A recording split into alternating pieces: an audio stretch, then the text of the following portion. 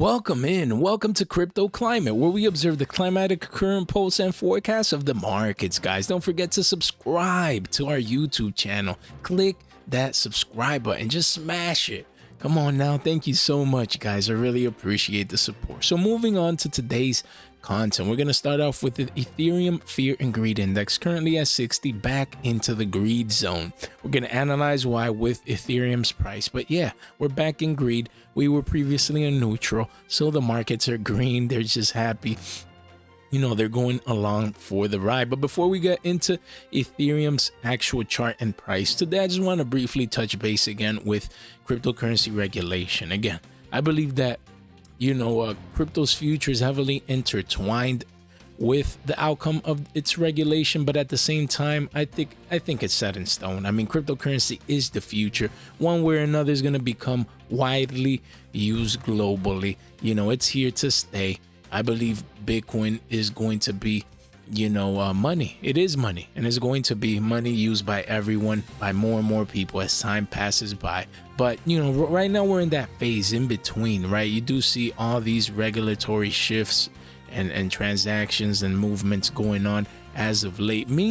I can't wait to get over it. It's taken so long to get this part of the cycle over, where we're talking about regulation and we're waiting to see what's a security, what is not, this, that, and the other. Can we get this just over with? Just come out, say whatever you're gonna say. That way we can just move on that, over that hurdle and keep on going, because at the end of the day, it won't even matter. It might cause some short-term panic or price movements, things of that nature, but at the end of the day, it won't matter. Right now, it does affect, as part of the fundamental analysis of the cryptocurrency space. So we definitely have to consider, regulation and how that's going to affect this current part of the cycle. But then afterwards, that's why I can't wait to get over it, because after that, then it's going to be easy sailings for crypto. So I can't wait. But basically, here we have Ethereum at currently exactly $1,800 a pop. Wow.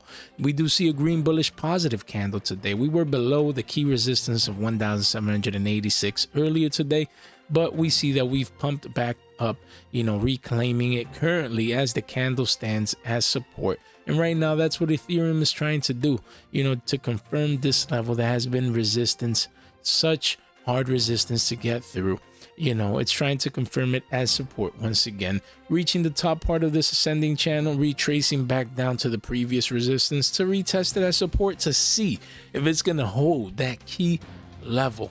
Man, if it does, then, for the next couple of days, next couple of weeks, then we expect that $2,000 price for Ethereum quickly. But if it doesn't, then we expect a further retrace towards the bottom part of this ascending channel. That's what's in for Ethereum as of right now. Indicators just consolidating sideways. Not too much to go on about that. So we'll see what Ethereum is going to decide to eventually do. Then we have the total market cap, the altcoin market cap, excluding Bitcoin, guys. We do see here that we're just stuck in this range between the $616 billion and the $431 billion. It is a quite considerable of a range, but right now we're reaching a pivotal moment with the altcoins, where we have this uptrend as of late. This candle was extremely bullish with that massive buy wick, as we can see here.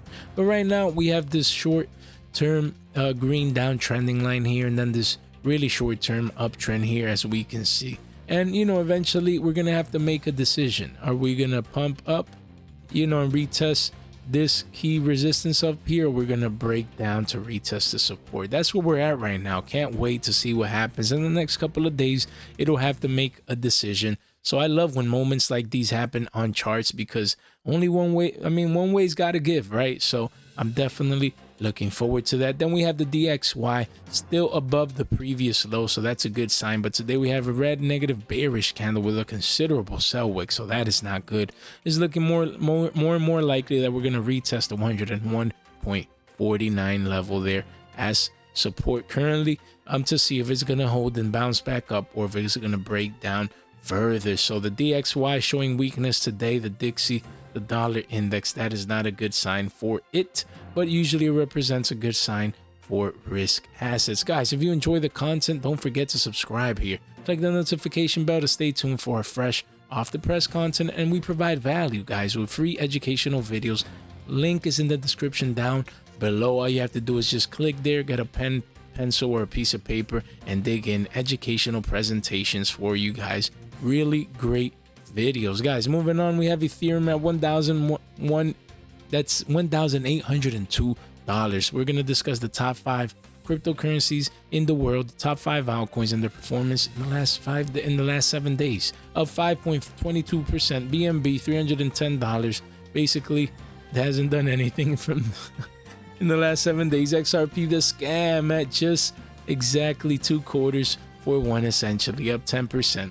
Cardano up 12.70%, near that 39-cent level. And then we have Dogecoin at 8.4 cents, essentially up 17%. Wow, in the last 7 days.